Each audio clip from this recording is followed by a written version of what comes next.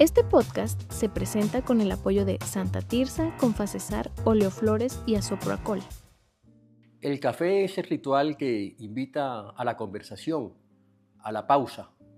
Hoy en este rincón de ideas llamado Café con Quique, conmigo está Sergio Fajardo. Sergio es un candidato a la presidencia de la República, un personaje conocido, es alcalde de Medellín, es gobernador de Antioquia, quiere ser presidente de la República para el 2026. Él dice que la tercera es la vencida. Eso lo veremos en el 2026. Todo eso dependerá. Cuente con eso. Cuento con eso. Sí, Pero todo claro. eso dependerá, Sergio, de si aciertas en la estrategia, de si conectas con el público, de si transmites emociones a la opinión. Y creo que contratar a Antonio Gutiérrez Rubí ha sido un acierto, porque dará algunas herramientas de estrategia que no tuviste en las anteriores campañas. Sirvan su café, que la conversación comience y bienvenido, Sergio. Muchas gracias, Quique, un gusto, salud. Se lo preparé yo, pues, aquí para que sepan. Café especial. Es un café, te cuento, Sergio, de la Sierra Nevada de Santa Marta, de un municipio que se llama Pueblo Bello. Es un café que se llama Santa Tirsa, de mujeres. Se exporta a Suiza, con mucho esfuerzo y de gran calidad. Así es, está buenísimo. Y yo he tomado café por todo Colombia, desde Nariño hasta la Sierra de la Nevada. En La Guajira también se produce café hacia el sur, pasando por Cauca, Tolima, Huila, los Santanderes se produce café. Por allá entró el café a Colombia, por los Santanderes precisamente. Naturalmente en el eje cafetero, en Antioquia, Valledupar sobre la Sierra Nevada de Santa Marta, y toda la Sierra Nevada de Santa Marta tiene muy buenos cafés. Entonces, tenemos 500.000 familias cafeteras. Así es. Y la capital cafetera de Colombia hoy está en Pitalito, Huila. Huila es el departamento cafetero de Colombia hoy. Qué bien. Buenísimo. Qué bien. Sergio, Colombia desde tiempos inmemorables ha vivido en bandos, en confrontaciones. Desde el siglo pasado, con las guerras civiles. Luego el siglo XX, con los cachiporros y los chulavitas, liberales, conservadores, todos matándose. Luego la guerrilla versus los paramilitares que siguieron matándose. Luego una polarización más reciente, el sí y el no del acuerdo de paz. Pero la polarización hoy día es más profunda, está más atomizada y es más fanática. Y está alimentada desde el poder, desde los extremos y desde las bodegas.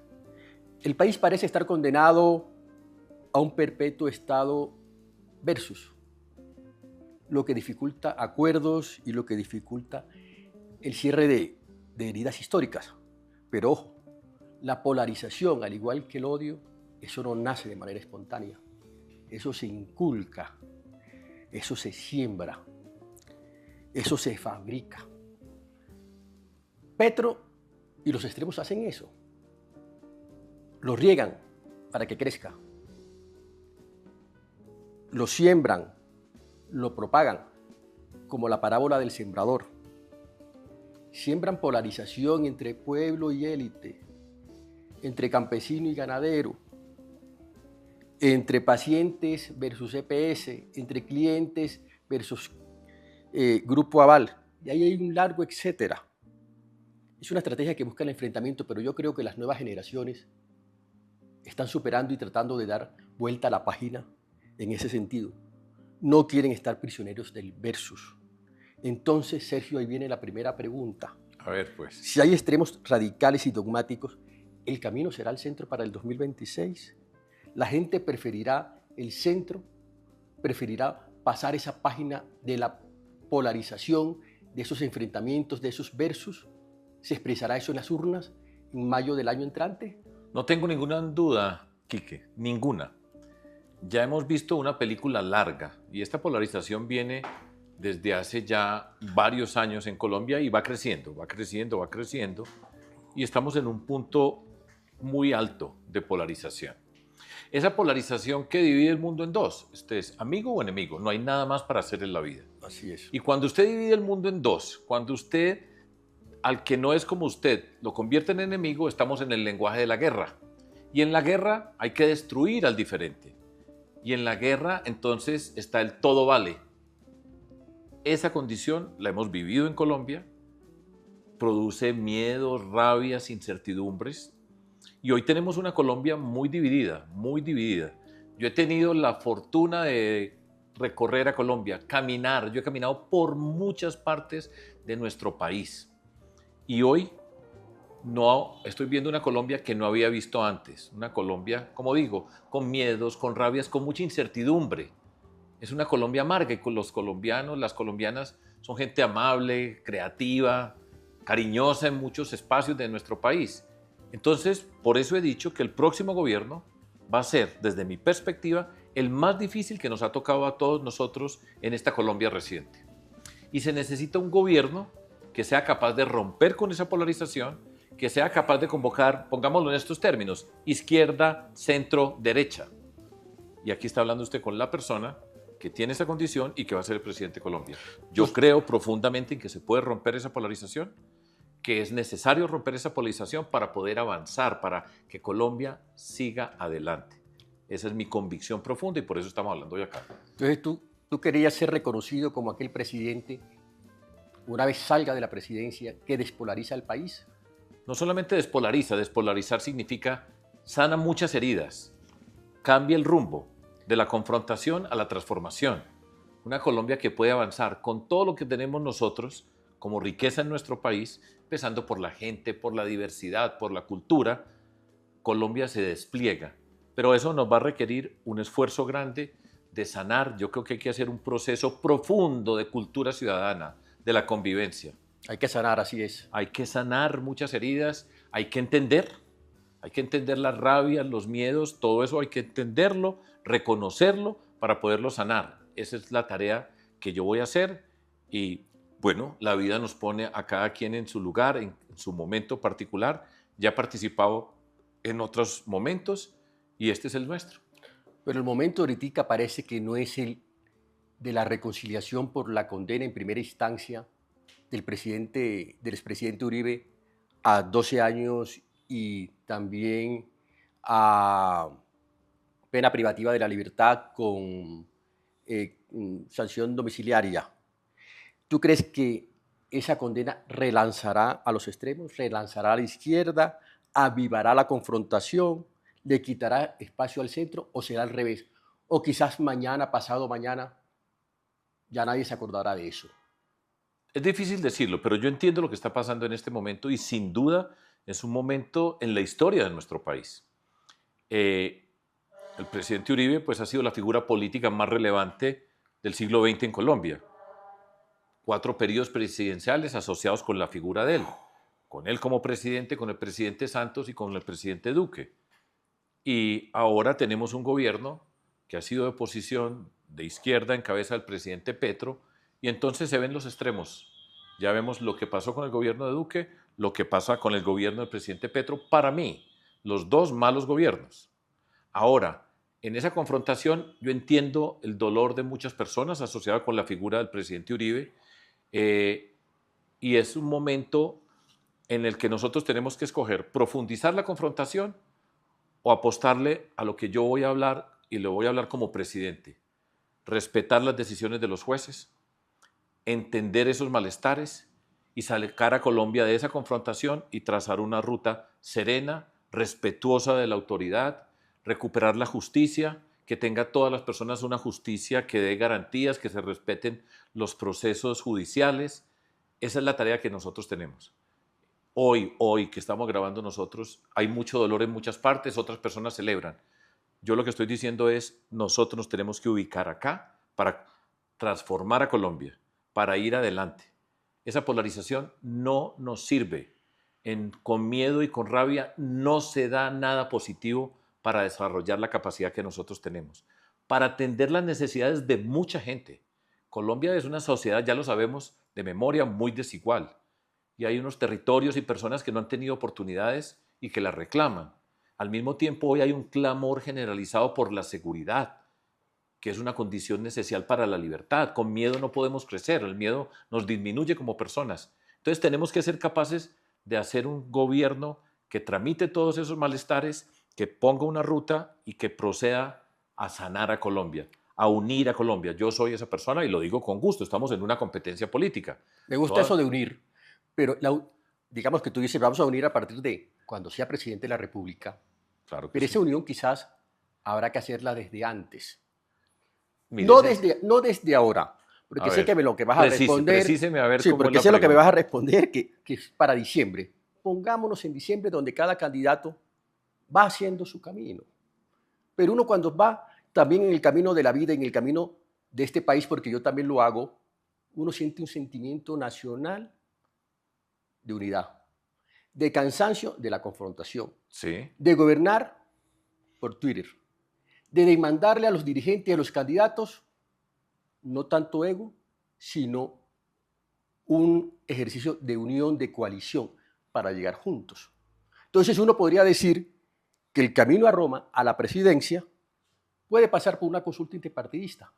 No hablemos ahora, para el 8 de marzo. ¿Tú participarías ahí? Es decir, hablar el 8 de marzo con los candidatos que se decanten para establecer mire, reglas del juego voy a explicar y muy bien. responder ese sentimiento popular que quiere Yo entiendo. unión. Y la primera forma de construir la unión es la forma como hacemos la campaña. Yo, por ejemplo, he dicho que hay que respetar las decisiones de los jueces, así uno esté inconforme, que es legítimo la reacción y estar en desacuerdo con la decisión que pueda tomar un juez, una jueza. La misma justicia tiene mecanismos para apelar, como lo ha venido haciendo el equipo del presidente Uribe, que han dicho vamos a apelar y han venido respetando ese canal. Eso es necesario. Y yo tengo que dar ejemplo. Y voy a decir una cosa que habitualmente no se habla, Quique, y cuando yo digo esto, lo estoy diciendo porque yo he obrado así. Yo no estoy hablando en abstracto. Yo no estoy hablando como un analista. Yo no estoy hablando como un opinador, sino como el próximo presidente. Y este camino que yo he recorrido, a mí me han enfrentado y me ha tocado responder en muchas, pero muchas oportunidades por demandas que me han puesto y en todas partes he sido exactamente como estoy diciendo ahora. Ustedes nunca me han oído a mí atacar a un juez o expresar un malestar. He respondido y por supuesto con el orgullo de poder decir que no ha habido una sola mancha, por más que hayan tratado, ni una sola persona que ha trabajado conmigo, y yo ya he sido alcalde y he sido gobernador, y con orgullo hay que decirlo también, porque eso no se repite, y estamos en una competencia, y a la competencia usted no le regala nada en general. Mejor alcalde de Colombia, mejor gobernador, en Medellín y en Antioquia. Mi ciudad, Medellín, extraordinaria con la complejidad que tiene Medellín. Antioquia, mi departamento, por supuesto, los paisas orgullosos con la complejidad que tiene Antioquia, que tiene una cantidad de problemas. Entonces yo he tenido la experiencia de gobernar, he pasado por todo eso, he respondido y con orgullo vuelvo y repito, ni una sola persona que haya trabajado conmigo acusada por corrupción y yo he sido coherente, consistente y en todas las instancias me he presentado, he respondido y por supuesto libre. Esa es mi posición y esa voz se va escuchando. Porque es que en la campaña no es que nos vamos a unir en diciembre, porque cada paso que usted va dando, cómo trata a los diferentes, cómo enfrenta la campaña, porque yo no creo que hace parte de la polarización donde hay que gritar, hay que insultar, hay que maltratar al diferente, hay que agredirlo, hay que dañarlo para hacerse sentir, para que se digan que es valiente, que tiene carácter. Y lo que necesita Colombia es la seriedad, el rigor, la disciplina, el método para trabajar, para conformar los equipos, para resolver los problemas de manera transparente, sin corrupción, esa palabra horrible que tenemos en nuestro país, y por eso estoy yo acá. Y eso es lo que yo creo que represento, no creo, eso es lo que yo represento, es lo que hemos construido. Entonces, cada candidato tiene su camino. Somos cerca de 75 personas en este momento, y cada quien está buscando cómo presentarse, cómo lucirse, cómo ser reconocido, y eso es legítimo. Y cada quien va recogiendo. Yo ya recogí firmas 2 veces en Colombia. Yo me caminaba a Colombia de lado a lado sin comprar firmas, con voluntarios por todo el país. Entonces, la situación política mía es diferente a la de otras personas. Juan Daniel Oviedo, que ya estuvo acá, mi amigo, está haciendo su recorrido, está haciendo su camino. Somos diferentes en el camino que estamos recorriendo. Y yo lo que he dicho es, no mire para los lados. Yo vengo de pasar de la experiencia del 2022, que fue una mala experiencia política. Decidí no ponerme a hablar de las otras personas y echar culpas y repartir, asumirme responsabilidad. Y aquí estoy, luchando con la misma convicción, con los mismos principios desde que empezamos en Medellín en cero y que hemos recorrido este país y estamos avanzando y esta voz se está escuchando. Y estamos aprendiendo de tantas cosas que han pasado en el camino y eso es legítimo. Y uno se levanta y sigue luchando cuando tiene convicción, cuando tiene principios. Y entonces vamos muy bien. Yo le digo, trabaje, no mire para los lados. Y hablemos en diciembre. Y entonces llegamos a diciembre y allá en diciembre paramos y miramos. ¿Quién está ahí? No sé quién va a estar. Entonces yo por eso no me voy a poner en diciembre a decir que con este, con aquella. No, esa pregunta no la respondo hoy. No mire para los lados, concentrado. Ese es el trabajo que yo estoy haciendo y ese es el que voy a seguir haciendo y cada quien hará el suyo, que repito, es legítimo. En diciembre paramos, miramos y decir, ¿quiénes estamos? ¿Cómo es esta Colombia? Porque estamos viviendo momentos muy difíciles. Aquí pueden pasar muchas cosas y van a pasar muchas cosas. Esto va a ser una campaña sucia en muchos aspectos. Van a ver el uso de la inteligencia artificial, las mentiras, las agresiones, personas pagadas, de todo pasa. Y nosotros tenemos que dar ejemplo. Yo tengo que dar ejemplo en la manera como hago la campaña, porque eso es lo que yo soy como presidente. Yo estoy pensando como presidente. Pero también eres una persona, también eres un ejemplo como persona. Pero uno lee señales, yo leo señales. Ok, a ver, ¿cuáles señales estás viendo? Cuando estamos hablando desde diciembre, hay señales desde ya. Por ejemplo, la alianza con Mira. Ajá. Sí. Las alianzas se hacen, si no bien con el adversario, sí con el diferente. Allí hay una señal de unión tuya. Sí, con el diferente. No necesariamente con tu adversario. Pero es que inclusive en épocas de crisis, por ejemplo, hay una amenaza de un golpe de Estado o de una dictadura militar en el país, uno hasta con el adversario se une. Uno se tiene que unir para respetar la democracia, pero voy a explicar, porque nosotros... Pero lo que te quiero terminar es un poco como el tema de señales, cuando te dicen, porque uno también escucha por la gente que Sergio quiere ir solo, que no quiere ir a consultas. Yo digo, escuchen señales. Ya hay una señal con el Mira. Okay. Habrá otras señales, por supuesto, que uno ve con unas invitaciones que te hace para que participes y te la hizo David Luna. Ajá. Participemos acá. Yo he hablado y he estado acá en Café con Quique, he tenido el honor de tener también a Mauricio Cárdenas, que me han dicho lo propio, un proyecto colectivo no mesiánico. Juan Daniel Oviedo, amigo tuyo. Sí, claro. También amigo tuyo. Y también Mauricio Cárdenas y también Mauricio, también estuvo José Manuel Restrepo aquí en Café con Quique. Y todos hay un sentimiento nacional de buscar un proyecto colectivo con un gobierno de mayorías para buscar esa unión y ese sanar en que tú, cuando yo lo señales, yo leo esas señales, a no ser que tú me digas que no, vas por ese camino, para diciembre, pues. Vamos con calma, Quique. Sí. Porque hay que explicar. Y, como digo, cada quien está haciendo su trabajo. La manera como usted lo hace va definiendo qué tipo de persona es, qué tipo de gobierno puede hacer, y por eso yo digo que tengo la capacidad de convocar a izquierda, a centro y a derecha para gobernar este país. Hay que entender eso. Hay que entender lo que pasa en nuestro país, la inconformidad, las necesidades, ya hablé de la seguridad, la lucha contra la corrupción, todos esos elementos hay que entenderlos. Mi trabajo hoy es concentración. Repito la figura, no mire para los lados. Usted mira para los lados en política y aquí lo enredan, entonces esta persona me insulta y tengo que salir a responder. No mire para allá. Vamos adelante. Y ya veremos en qué momento nos encontramos. Porque yo he oído mucho la expresión, vamos a ponerla aquí, yo la traigo rápido. El ego de Fajardo es el problema. ¿Usted ha oído hablar de eso? Por supuesto, por supuesto. Y es el ego o los principios, la forma como hacemos la política. Es que yo crecí en la política diferente. Y eso hay que entenderlo. Cada uno de nosotros tiene un recorrido en la vida. Tú tienes uno y yo tengo otro. Y yo vengo de ese mundo de la política cívica, de los movimientos ciudadanos. Yo he vivido mucho tiempo en Bogotá. Yo era profesor de matemáticas acá en Bogotá, en la Universidad de los Andes y en la Universidad Nacional. Yo toda la vida he tenido la posibilidad de moverme entre lo público y lo privado. Y yo sé conectar. Y yo sé que esto no es a dividir lo público y lo privado, sino precisamente tender puentes para encontrarnos. Sí. Entonces el camino nuestro, inspirado por Antanas Mockus, cuando yo era profesor acá, Antanas Mockus entró a la política, un matemático, un profesor de la Universidad Nacional. Y cuando yo vi, gobernando acá en Bogotá, entendí una lección muy profunda. Se puede hacer política diferente. Y una política cívica, una política que sabe construir, que sabe hablar de otros conceptos como cultura ciudadana, que gobierna de una manera diferente. Esa lección la aprendí yo y la aprendimos unas personas. Medellín y Bogotá no se parecen en nada, pero esa forma de la política la hicimos. Y hace 25 años y medio, a pie, sin comprar un voto, repartiendo volantes, caminando intensamente por esa ciudad hermosa que es Medellín, tan compleja, tan apasionante, difícil en muchos sentidos, llegamos al poder. Entonces el camino nuestro es distinto. La forma de la política es diferente. Eso no tiene nada diferente a que tenemos unas condiciones para llegar al mundo político de lo público de una manera distinta. Y entonces cada quien tiene su identidad. Y por eso yo digo, hagámosla. Esa es la que yo estoy luchando. Esa es la que yo estoy convencido que necesita Colombia. En el 2010,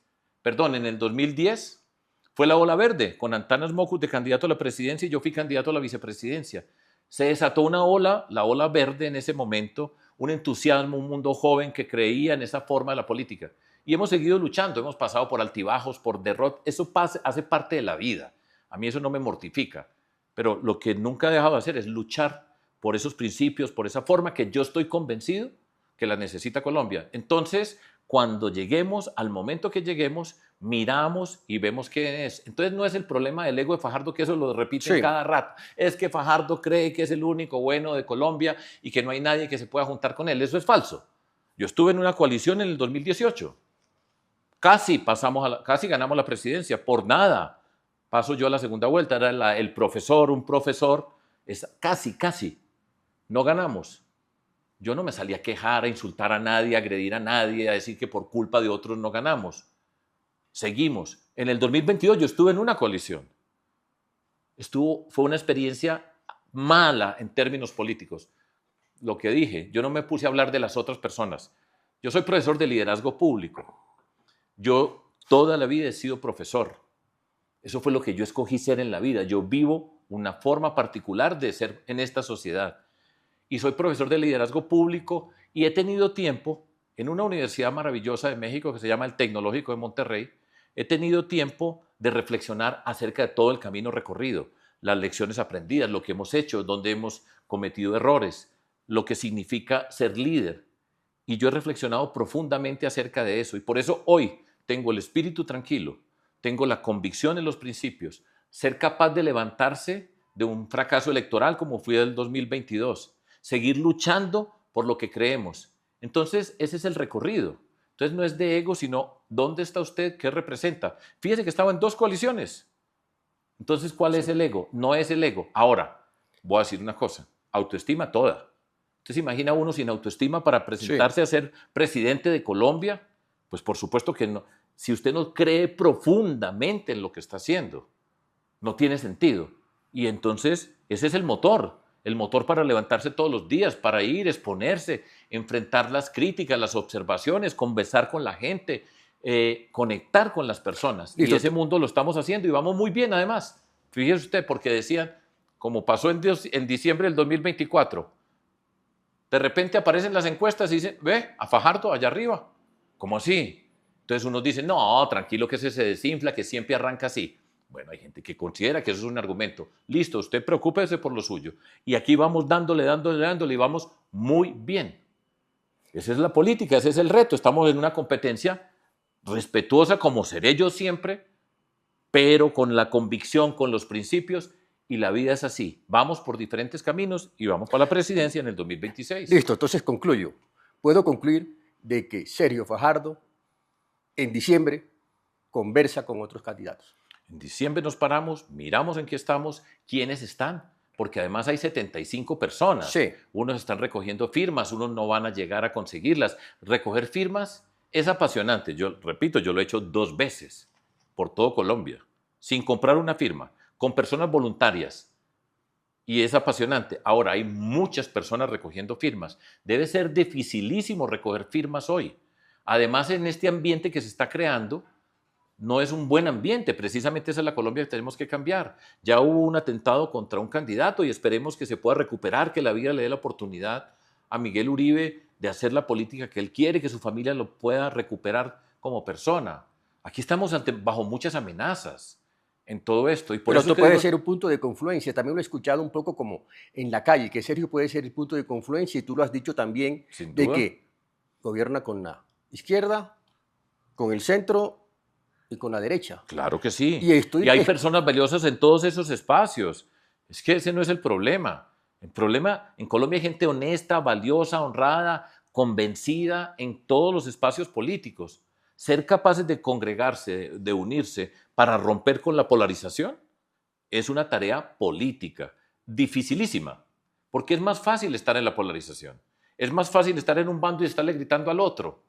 Es más fácil insultar, agredir, dañar, que sacar lo mejor de las personas. Y para unir hay que tener esa capacidad. Nunca habrá una unión desde un extremo. Y ese es el reto político, en eso estamos. Como digo, vamos muy bien. Pasan muchas cosas en la política.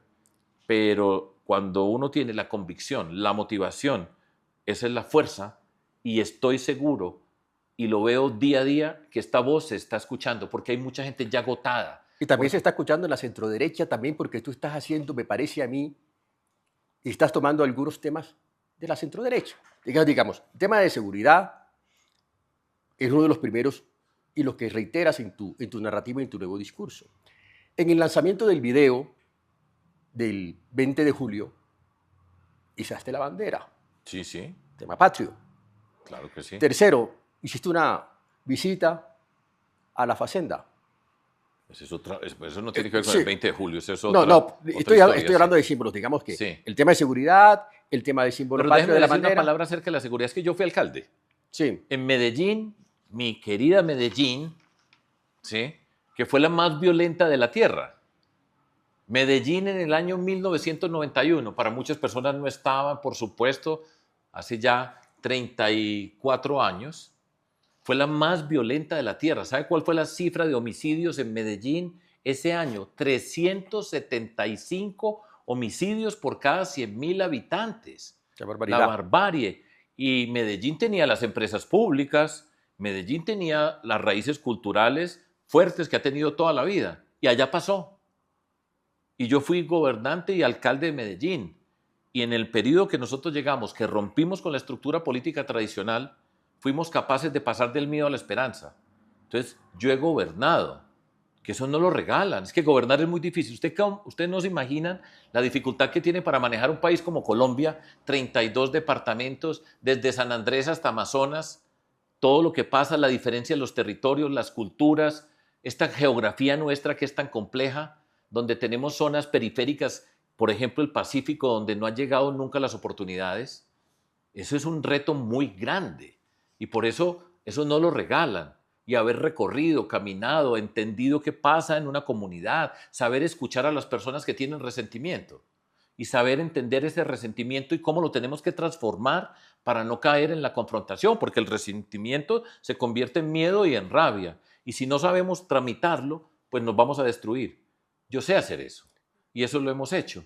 Entonces, Pero lo pusiste ahorita más o menos en la campaña, porque esta vez es seguridad. La vez pasada era educación, No, como lo tenías tú en el centro de la mesa. Pero lo que pasa Sí. es que es otra Colombia muy diferente. Claro, porque es diferente. Porque pensemos diferente. Porque ha cambiado, claro. Es otra Colombia. Hoy, vaya usted por cualquier parte de Colombia y el tema de la seguridad está latente. En el Chocó, nosotros Así vamos a es. hacer un gran plan para el Chocó. Ese es un reto de Colombia. Hoy el Chocó está afectado por el ELN, por el Clan del Golfo. Usted va a Quibdó y cuántas bandas de jóvenes que no tienen oportunidades están expresándose a través de la violencia. Estuve en Buenaventura la semana pasada. Esto está pasando en muchas partes. Yo aprendí en Medellín a reconocer las injusticias, a entenderlas y a saberlas transformar para crecer. Entonces la seguridad, y ahí voy, la seguridad no es de derecha ni de izquierda, yo estoy convencido de eso. La seguridad es un derecho de las personas para vivir sin miedo, para poder ser libres, para poder tener democracia. Pero es muy importante y hoy la seguridad es un problema. En las ciudades la seguridad urbana, empezando con el problema de la extorsión que está regado por todo Colombia. En Bogotá pasa lo que no ocurría hace unos años. La paz total que se convirtió en un caos total y que afecta a todo ese mundo rural. Y esa Colombia hoy, la palabra seguridad tiene que estar. Tiene que estar. Y no es por ideología política, sino por realidad, por democracia y por saber que la seguridad es una condición necesaria para poder ser libres y para poder desarrollarnos nosotros. Ok, pero yo te noto ahí como un poquito como que corridito a la centroderecha en ese tema. Pero volvamos ahora. Bueno, cada quien Sí, ve las sí. cosas. Ahí está. Sí, bueno, el Café con Quique tiene como varios segmentos. A ver, pues, hombre. El próximo es el que llamamos momento cálido. Cálido. Ahora vamos para la parte cálida. Sí. De Es ya se conocer me un está poco más a la haciendo persona, conocer un poco más a Sergio, Ok. conocer un poco más al invitado. Muy bien. Porque uno no vota solamente por programas ni por mensajes, De acuerdo. sino por personas. Es descubrirte tu condición humana. Y aquí te hago una pregunta. Hay algo que, y aquí cito a Gordon Allport, que dice, prejuicio. Prejuicio es estar absolutamente seguro de algo que se desconoce. Ujú. Prejuicio es estar absolutamente seguro de algo que se desconoce. ¿Cuál crees que es el mayor prejuicio que despiertas en la gente? Yo creo que la respuesta es obvia. ¿Cuál será, hombre? A ver. ¿Ah? Sí, la Tibio. respuesta- Eso es un prejuicio. Sí. A mí me han dicho tibio. ¿Y sabe por qué me dicen tibio? Sí. ¿Por qué? No, pregunto, Porque no. estamos No, conversando. no, y yo te pregunto, yo te respondí sí, pero Yo- quiero te que me digo responda por qué. La primera vez que me dijeron tibio a mí fue en el 2018 cuando yo voté en blanco. Y dije, ni por Petro ni por Duque. Voté en blanco público, por escrito. No fue que dije voto en blanco, no. Voté en blanco por escrito. Y a partir de eso me dijeron, no toma decisiones. Lo cual es falso, porque en la polarización, como usted tiene que ser conmigo o en contra mía, y tenía que tomar una decisión y no, porque yo estuve en la confrontación política. Yo estaba parado en los debates al lado de las dos personas que pasaron a la segunda vuelta. Y estaba confrontado y estaba diciendo y reclamando y llamando la atención para que votaran por mí, por lo que significábamos nosotros, porque no creía en las dos personas que estaban ahí para conducir el país. Eso es legítimo, esa es la política. Estamos en una confrontación. Entonces yo no estaba viendo la política desde un sofá ya, viendo qué decían, viendo los programas, sino yo estaba en la acción y dije voto en blanco. A partir de ahí me empezaron a decir esa palabra. Y quiere decir no toma decisión, porque tomar decisión tenía que ser escoja entre Petro y Duque. Y yo dije no, y es legítimo, y es una decisión, voy a decirlo más fuerte todavía, valiente de votar en blanco. Y no solamente voté en blanco ahí, sino en el 2022. Coherente, consistente. Y fíjese cómo está la vida. Mal gobierno el de Duque, mal gobierno el de Petro, ahora viene el de nosotros.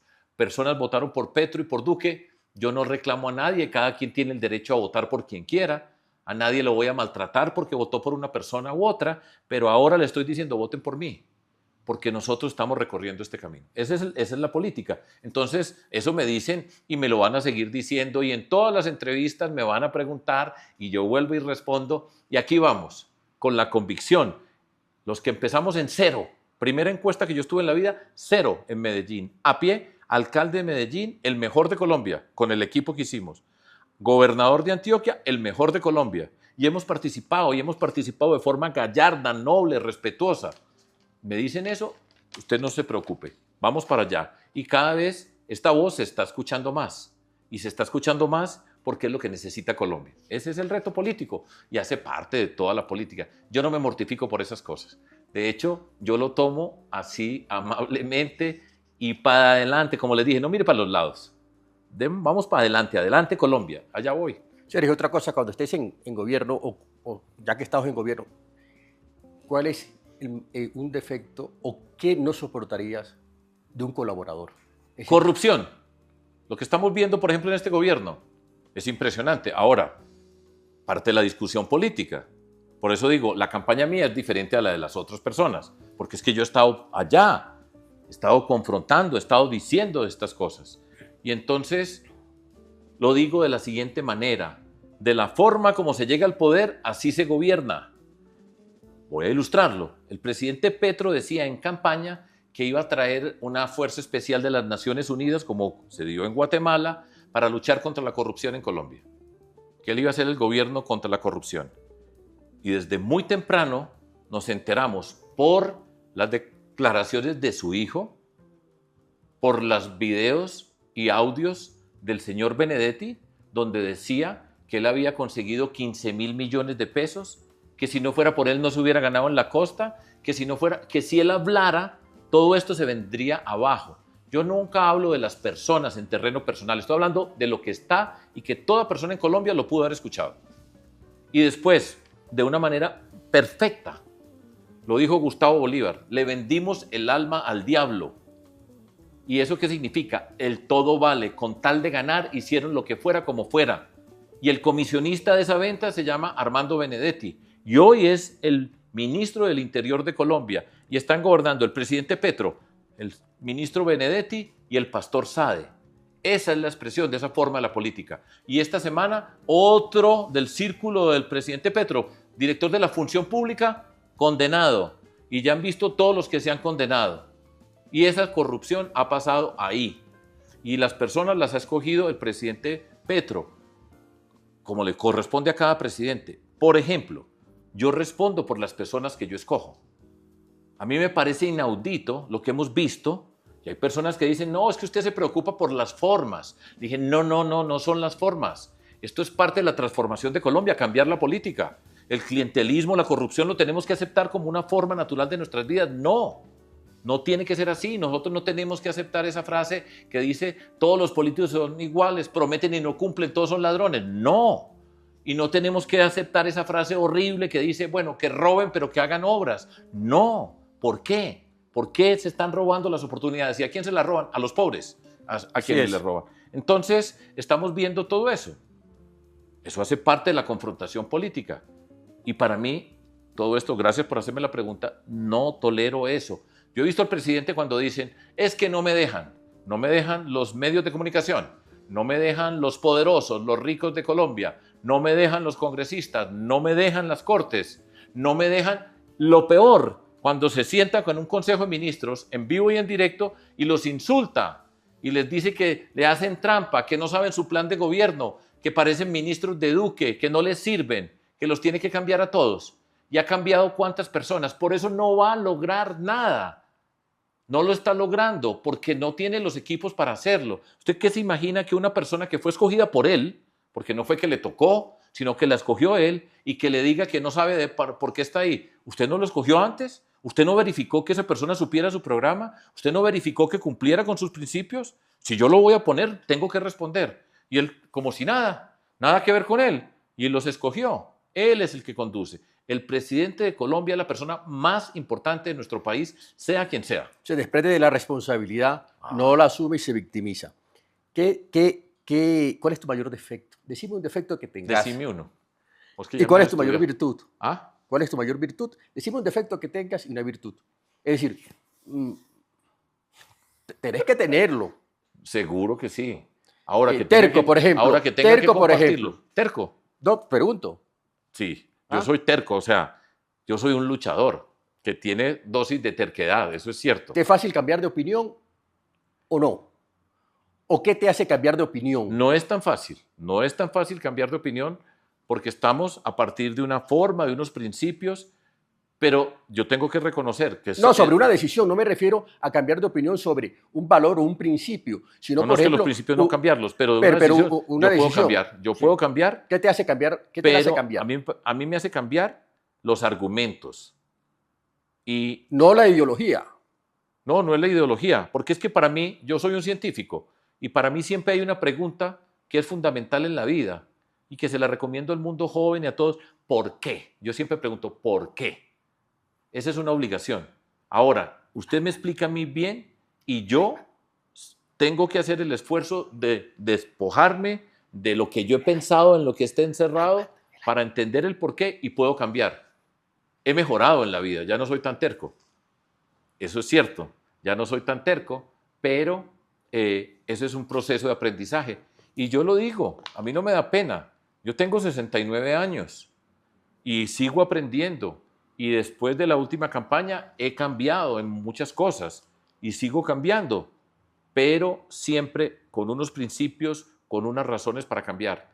Y bueno, ese es uno. Terco, yo creo que cada día soy menos terco y cada día soy mejor persona.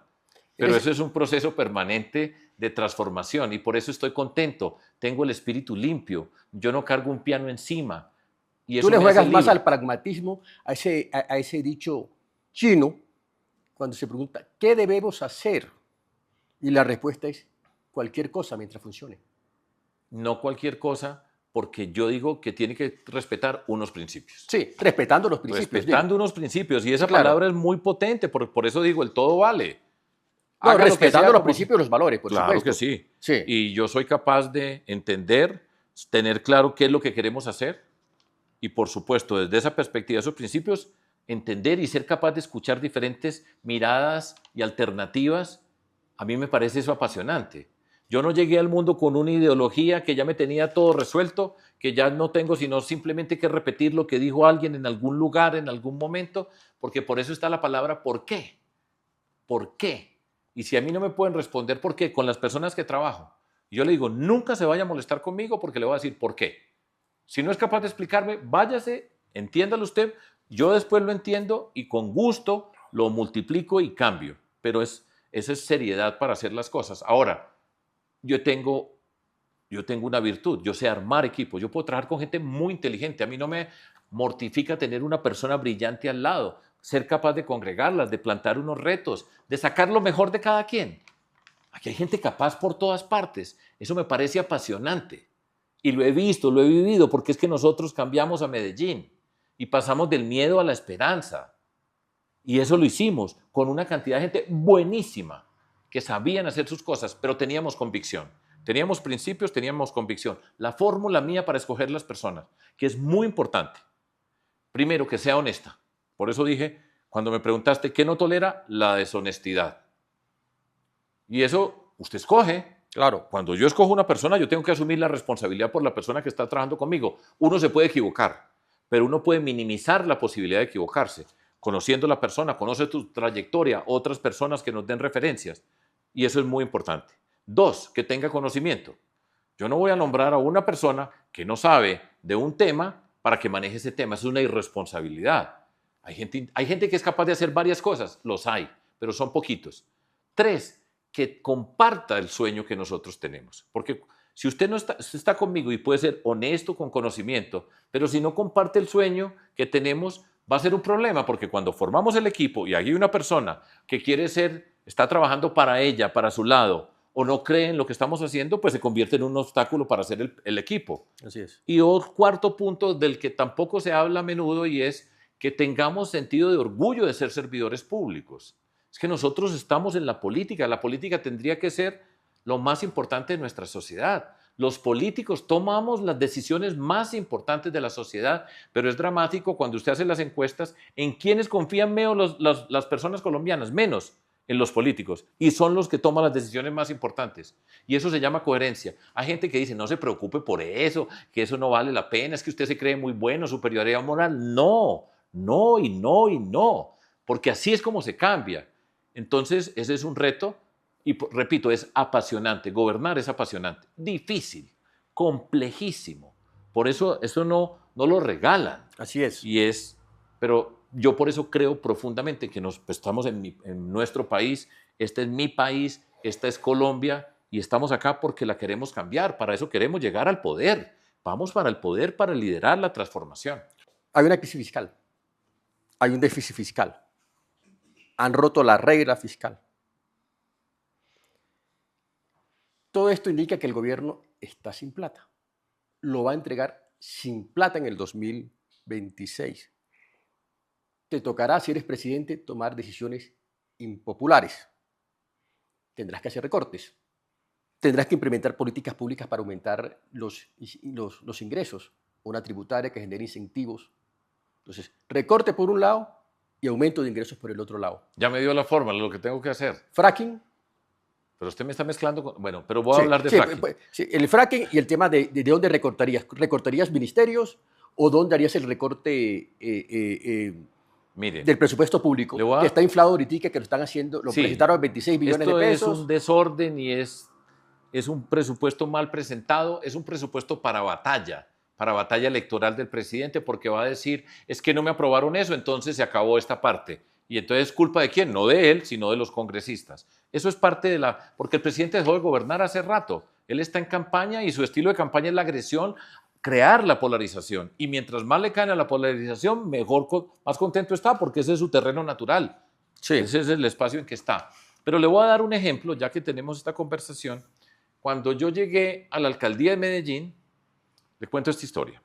Nosotros repartimos volantes por todas partes, caminamos por todos los semáforos, buses. Nosotros fuimos una gran innovación política, hoy todo el mundo, en ese momento. Y entonces decían, como Fajardo iba contra los corruptos, siempre, entonces mucha gente decía, va a echar a toda la gente de la administración de la ciudad de Medellín. Sacaban volantes diciendo que no voten por Fajardo porque los va a echar a todos. Yo fui allá y dije, yo no vengo a echar a todos, vamos a luchar contra la corrupción. Y entonces, ¿qué hice? Cuando llegué me decían, no, usted tiene que hacer una reforma administrativa. Dije, no, lo primero que llegamos es, ¿quiénes están acá? Los que están, que no los había puesto yo ni un amigo mío porque nosotros nunca habíamos gobernado. Y en cada grupo le dije, empiece a trabajar con las personas que están. Porque si usted empieza a decir, es que yo vengo a echar gente, todo va a paralizarse porque las personas que están allá adentro dicen, me van a echar a mí. Y entonces, ¿con qué forma voy a trabajar? Y entonces empezamos diciendo, ¿quiénes están? Cada secretario o secretaria mire su equipo, no le pregunte de dónde vino, mire a ver qué persona y qué puede trabajar y empiece a gobernar de esa manera. Entonces, ¿va a llegar Fajardo a echar a todo el mundo? No, primero vamos a ver quiénes están ahí y seguro que tendremos que hacer cambios, pero yo no llego porque eso suena diciendo es que vamos a acabar con los ministerios, vamos a echar un montón de gente. Error, para mí, error. Siempre mire quién está y porque voy a decir algo que no se dice. En Colombia, la mayoría de funcionarios públicos son buenos funcionarios. Hay una forma, y por eso pongo en la condición cuarta, para trabajar conmigo, que tenga orgullo de ser servidor público. Porque aquí se desprecian las personas. Y muchas veces dicen, allá todo eso está lleno de corruptos por todas partes. Eso no es cierto. Hay personas valiosas y hay que respetar a las personas. Y cuando usted respeta, esas personas dan lo mejor y se comprometen. Entonces yo no llegué a hacer una reforma administrativa, sino a trabajar con las personas. Y la gran mayoría trabajó muy bien. Y cuando me fui de la alcaldía de Medellín, de todos los balcones tiraban papeles blancos y nos despedíamos. Y me habían dicho que llegaba, esas mismas personas decían, este señor nos va a acabar a todos, y salí aplaudidos, salimos aplaudidos, incluyéndolos a ellos. Esa es una forma de llegar. Entonces, seguro que tenemos que hacer ajustes. Pero yo en campaña decir, voy a acabar con todos los ministerios, voy a sacar a toda esa cantidad de gente malos. No, yo no lo hago así. Ok, fracking. Voy. Necesitamos continuar con la exploración del petróleo y del gas. Es urgente, es una riqueza que tiene nuestro país, que la tiene ahí y que necesitamos esa riqueza para hacer las inversiones sociales, para desarrollar el aparato productivo de Colombia y para construir las oportunidades por todas las regiones. Primera observación, siempre con unos requisitos ambientales. Claro. Y el fracking es un punto sensible. Yo en el 2018 dije, no hago fracking. Hoy, ya tiene que ver con la pregunta que me hiciste ahora. ¿Cómo puedo cambiar de opinión? Entonces, yo pregunto, ¿se puede hacer fracking en Colombia? Explíquenme muy bien qué conocimiento tenemos, qué significa. Aquí hay tiempo para explicar.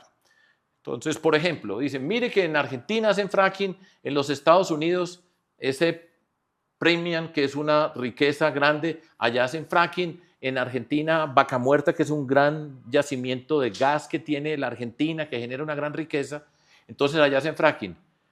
Allá esos lugares son desiertos y donde se dice que hagamos fracking en Colombia es en el Magdalena Medio. Si usted mira el Magdalena Medio es todo verde, no son desiertos. Por eso los pilotos tienen sentido.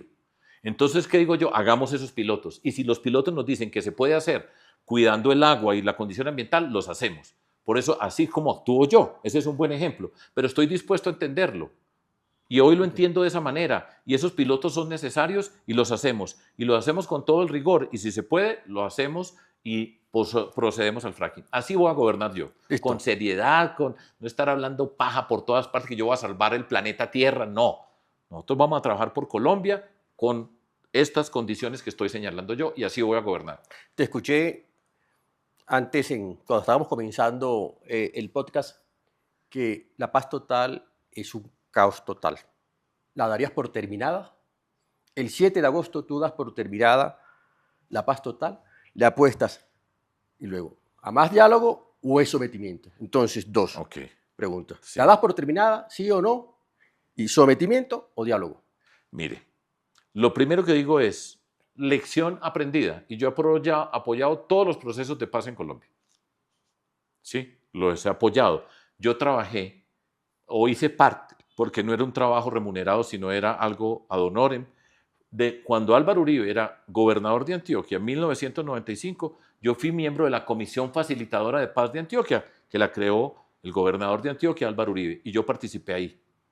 Cuento un poquitico más, porque estas cosas no se conocen y hay veces que hay que conocer a la persona. Y entonces yo participé y aprendí muchas cosas. En Antioquia, que teníamos esa violencia paramilitar, que fue un dolor, pues ya vimos toda la cantidad de muertes en mi departamento. Y aprendí mucho acerca del conflicto en Colombia, de lo que estaba pasando. Porque es que mucha gente habla de eso y nunca han visto, no han caminado una calle, no saben. Hay gente que dice que va a hacer la seguridad y no han visto un policía. Y gritan y dicen, entonces por eso sí voy a hacer yo. No es gritando, es con esta. Y saber trabajar. Y yo he trabajado muy bien con los diferentes grupos. Fuerza Aérea, Fuerza Armada, Antioquia tiene mar, el ejército, por supuesto, la policía. Pero en esa Comisión Facilitadora de Paz de Antioquia, donde era un grupo escogido por el presidente, el Uribe, hoy en ese entonces el gobernador de Antioquia, a mí me tocó, por ejemplo, ir a cárceles a hablar, por ejemplo, con los que eran los prisioneros del ELN que estaban allá. A mí me tocó ir a Urabá, Apartadó, donde empezó esa criminalidad del mundo paramilitar, con Monseñor Isaías Duarte Cancino, que era el obispo de Apartadó. O sea, yo he ido a muchos lugares. A mí me tocó reunirme con Carlos Castaño, aquí, así, a esta distancia, con la comisión, en Medellín, en Cali. Por eso yo digo, es que esto tiene que tener uno una capacidad para entender, para saber qué es lo que pasa. Y eso yo he aprendido. Y por eso he aprendido allí y fue un gran aprendizaje para mí. Y después fui gobernante y he seguido ampliando mis conocimientos. Y eso hace parte. Entonces, todo esto para decir, primer punto, primera gran lección clara, si usted no tiene una fuerza pública fuerte, no puede construir la paz. Tiene que tener una fuerza pública fuerte. La paz total es un caos total porque bajo un concepto erróneo han hecho un daño muy grande porque el daño es grande en Colombia, en ese mundo rural que no se ve desde las grandes capitales. Sí. Y en ese mundo, ¿qué pasa? Hicieron acuerdos locales porque pensaban que la plaza era local y entonces se retiró el ejército y se quedaron las bandas que estaban allá y ellos no se retiraron y pelean entre ellos y ocuparon los espacios. ¿Qué pasó? Que hoy tenemos bandas criminales por todas partes, ya no son disidencias, ya nadie habla de Iván Márquez. Son disidencias de disidencias, aparece un nombre por acá, otro por allá, parece que hay un ejemplo bueno en Nariño, por allá en Tumaco, en el límite con el Ecuador, y de resto criminales y criminales. Entonces ya los vemos las bandas criminales en Jamundí, estamos grabando este video y ayer 600 personas de una comunidad rodeando al ejército para que no interviniera. En el Cauca, en el Plateado, 2 veces han secuestrado a los militares. Entonces sí, nosotros tenemos que recuperar la fuerza de la fuerza pública, la solidez. Si no tenemos esa capacidad de ocupar el territorio, no es posible hacer paz. Esa es la condición inicial. Entonces yo no me voy a sentar con esto que tenemos así a ver qué pasa. No, yo no sé qué va a pasar de aquí en adelante. Nadie de nosotros sabe en Colombia qué va a pasar. Yo vi un espectáculo para mí de lo más dañino que yo he visto en la política pública, cuando el presidente de la República en mi ciudad, en Medellín, se para enfrente en la plazoleta, aquí está la alcaldía, aquí está la gobernación, y lleva a unos criminales que habían sido capturados por la policía, por la fiscalía, que están en la cárcel. El presidente, que no se habla con el alcalde ni con el gobernador, allá pone unos criminales y habla con ellos y les da un valor político. Eso es el daño que hizo. Es muy grande. Ese tipo de cosas jamás van a pasar conmigo. Y yo he estado, a mí me tocó, cuando yo fui alcalde, ya el gobierno nacional del presidente Álvaro Uribe había hecho un acuerdo con los grupos paramilitares. A mí me tocó recibir los que habían negociado con él. Y eso fue parte de esa negociación y nosotros lo recibimos, hicimos un proceso de reinserción dificilísimo, pero lo hicimos de manera transparente. La palabra transparente, respete las reglas. Esto es, yo por eso nunca me reúno en un sótano con nadie. A mí nunca me ha visto nadie haciendo ningún tipo de negociación. Esa negociación, por ejemplo, estaba hecha. Entonces, Toda esta experiencia la tengo. Y la experiencia me dice, si no tiene fuerza pública sólida, no hay posibilidad de nada. Porque el principio es este. Alguien se tiene que retirar de un espacio. Sí. La negociación es para que se retiren. Negociación es difícil porque nos pone con dilemas en la sociedad. Entonces, lo que Pero usted tiene que ocupar ese espacio, porque si no lo ocupa, se lo ocupan. Y eso es lo que pasó en Colombia. Y por eso tenemos hoy un caos total, costosísimo. Tenemos que recuperar la capacidad operativa de la fuerza pública. Tenemos que recuperar cuántas personas han salido de la fuerza pública, que incluye la policía y las fuerzas militares. Tenemos que recuperar la moral. Repito, cuando usted tiene el ejército y lo rodea 600 personas de una comunidad y no pueden hacer nada, y tienen que ser cuidadosos, por supuesto, pero la moral... Claro, por supuesto. Entonces todo eso requiere ese liderazgo y lo van a tener conmigo como alcalde. Eso no es ni de izquierda ni de derecha, eso es de tener claro lo que significa la seguridad, porque tenemos que tener la seguridad para atender las necesidades Entonces, sociales esa es la primera esa tarea población. del 7 de agosto. Esa, El tema de De fortalecer seguridad. las Fuerzas Armadas. sin duda. No diálogo. Yo no entro dialogando con nadie. ¿Quieres tener diálogo? A ver, dígame cómo lo va a tener. Pero la primera tarea es fortalezca la fuerza pública. Si no, usted va a estar negociando, está perdido si usted va a negociar. Y tiene que ser una fuerza pública que respete los derechos humanos. Sí. Por supuesto que esa es una condición. Y se puede hacer, por supuesto, y la fuerza pública está Y esa- capacitada para hacerlo. Y esa fuerza pública fuerte, fortalecida, con moral arriba, sometimiento para los delincuentes que están en territorio. Sin duda, aquí hay un mundo criminal que se tiene que someter. Ahora, están planteando una ley de sometimiento que digo es vergonzosa, la ley que están planteando. A todos esos criminales que están, pongamos a Medellín otra vez, están en la cárcel y los van a sacar y les van a disminuir las penas y básicamente van a quedar libres si se sigue de acuerdo a ese plan de sometimiento que se está haciendo. Eso no puede ser. Si usted lo va a sacar, lo van a sacar porque después dicen que van a traer la paz en Medellín. Eso es una falacia, pero digamos que eso es y se pretende y el presidente dice que por él Medellín está así, Sí. que es falso. Pero usted no puede negociar de esa manera. Así no se negocia. Y repito, a mí me tocó aprender siendo Álvaro Uribe gobernador. Me tocó aprender todas, ver los diferentes caras del conflicto, ver cómo se mueven los intereses, lo que pasa. Dramático. Ya Por que eso habla- se necesita experiencia, conocimiento, saber cómo son las cosas. Yo lo Ahorita- tengo. Ahorita que hablas de cárceles, aquí hay un desorden en las cárceles No, pues. y hay un crimen organizado desde las cárceles. Vas a construir cárceles de máxima seguridad. Y Mire. vengo aquí con un ejemplo, digamos que tipo Bukele, pero respetando los derechos humanos. ¿Cómo vas a arreglar el bendito problema del crimen desde las cárceles? ¿Vas a construir cárceles de máxima Mire, máxima en Colombia hay seguridad? cárceles de máxima seguridad, Enrique. Es que ya hay muchas cárceles de máxima seguridad en Colombia y desde allá siguen delinquiendo.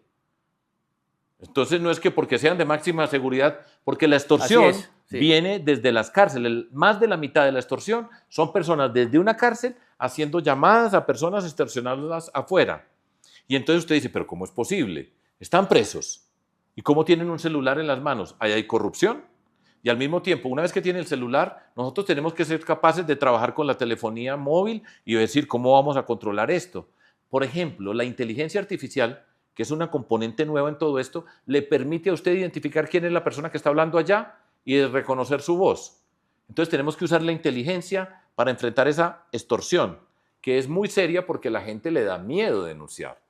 Si usted mirara el número de denuncias, uno diría, no, aquí no hay extorsión. Pero por supuesto la gente tiene miedo. ¿Y sabe quiénes son los más extorsionados, los más pobres? En las comunidades más pobres todo el mundo le toca pagar algo para sacar a vender unos mangos en una esquina, le toca pagar, extorsionados. Y el Estado tiene los gaulas, que son los grupos anti-extorsión y secuestro del ejército y de la policía, que son buenos grupos, pero solamente actúan cuando hay una denuncia y tenemos que hacer inteligencia previa y es fundamental en todo esto para que puedan actuar sin esperar a que haya una denuncia, porque una persona pues está muerta del susto.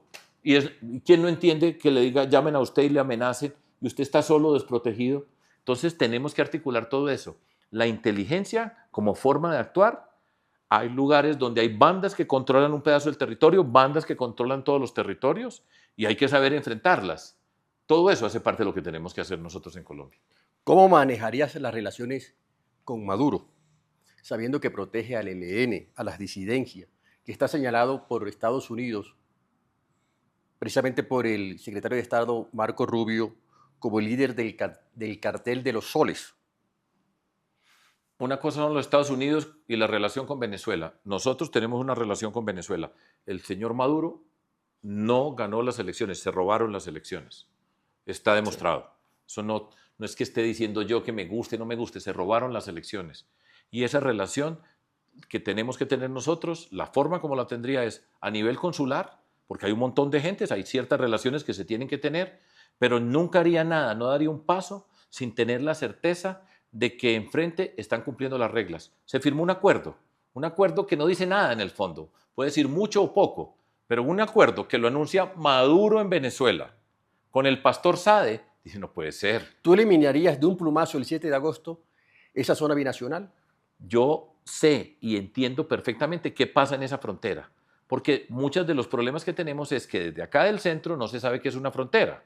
Y en una frontera no está delimitado por un límite político, sino gente que interactúa. Entonces hay que tratar de mantener esa frontera, pero hay que garantizar la seguridad y nos tenemos que entender alrededor de unos temas conflictivos como la seguridad y tiene que ser con transparencia y si no, no hay posibilidad de nada. No vamos a convertir, porque por ejemplo, entonces usted se imagina que Venezuela vengan empresas a hacerse del lado de Colombia y después esas empresas que están del lado de Colombia vienen de otras partes para violar o para saltarse las sanciones y hacer toda esa criminalidad. Mientras que nosotros no tengamos la certeza de la seguridad, de la transparencia, no hay nada. Okay. Ahora, esa es la tarea del mundo diplomático, de saber cuáles son las relaciones. Entonces yo no salgo a gritar, a insultar a todo el mundo, porque las relaciones exteriores tienen que ser manejadas también con inteligencia. Es que todo esto es cuáles son los intereses de Colombia. Y tenemos que tener cualquier acción parte de los intereses de nosotros como país. A Colombia le están doliendo ahora varias cosas. Tenemos una multicrisis, pero hay dos que la siente uno aquí en la piel. Uno es la seguridad que hemos hablado. Sí. El otro es la salud, Sí. que está matando gente, que tiene a familias sufriendo unas autorizaciones, un medicamento. Decime 3 cosas que tú vas a hacer ya siendo presidente de la República. Bueno. Advertencia.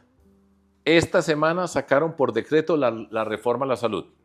Vamos para una confrontación, porque hay demandas, porque esa reforma a la salud, que al mismo tiempo se está tramitando en el Congreso, el gobierno nacional, con el Congreso estudiando la reforma a la salud, saca un decreto y la hace por decreto.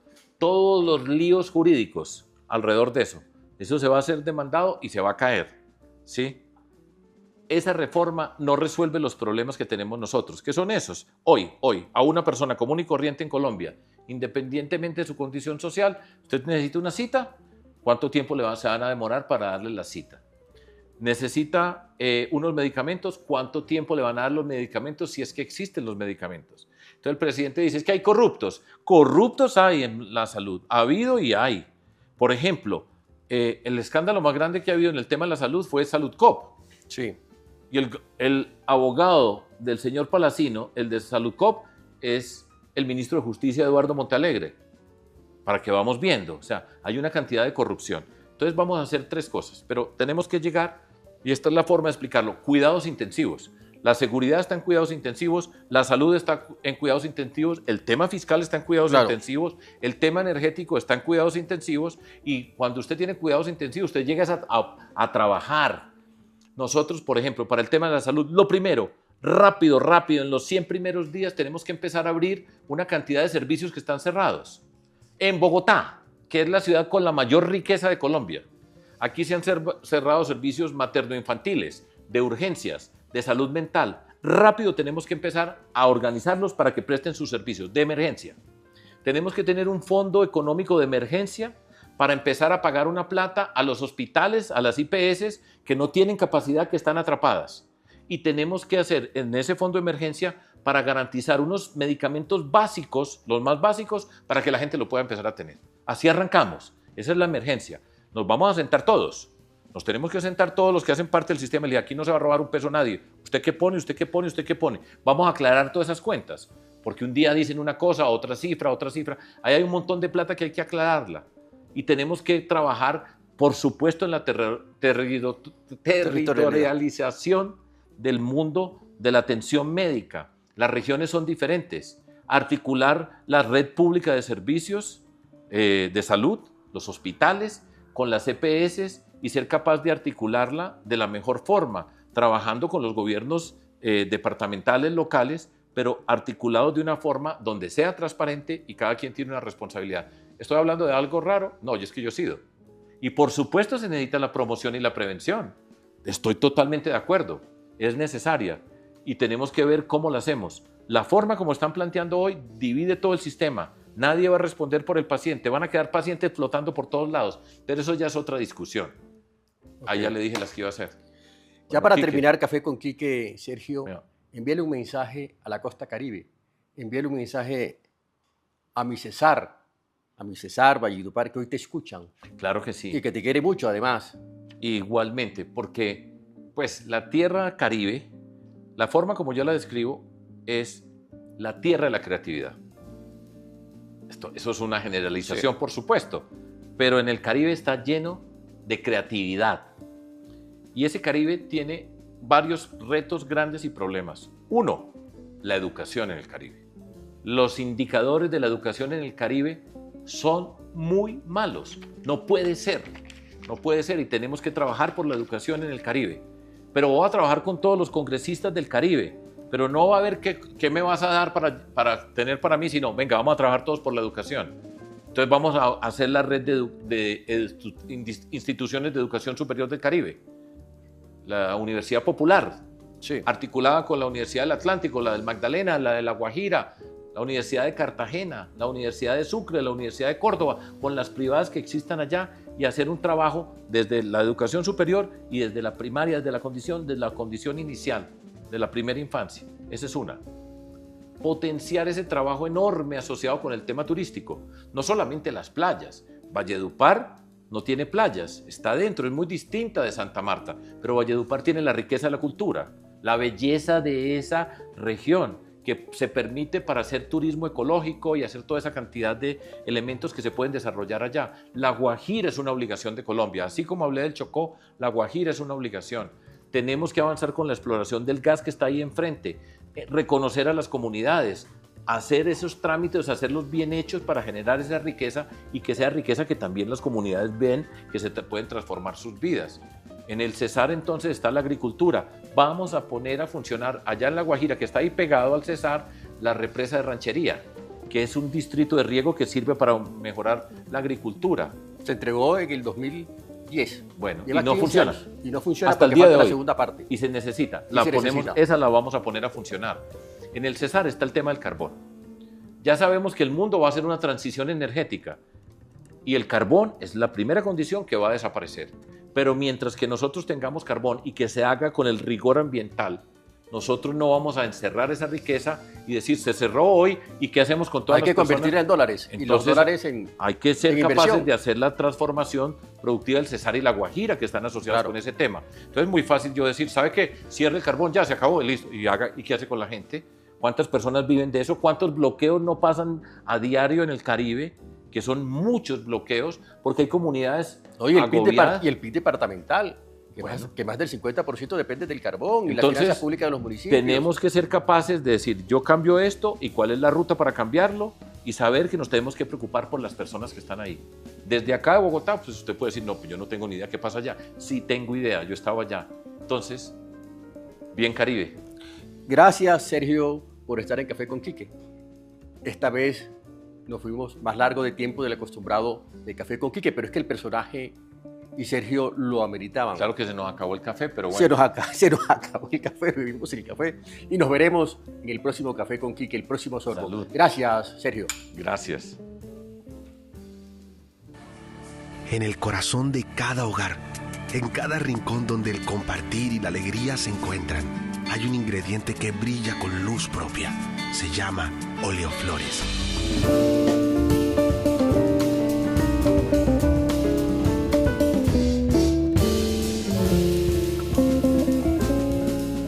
Este podcast se presenta con el apoyo de Santa Tirsa, Confacesar, Oleoflores y Asoproacol.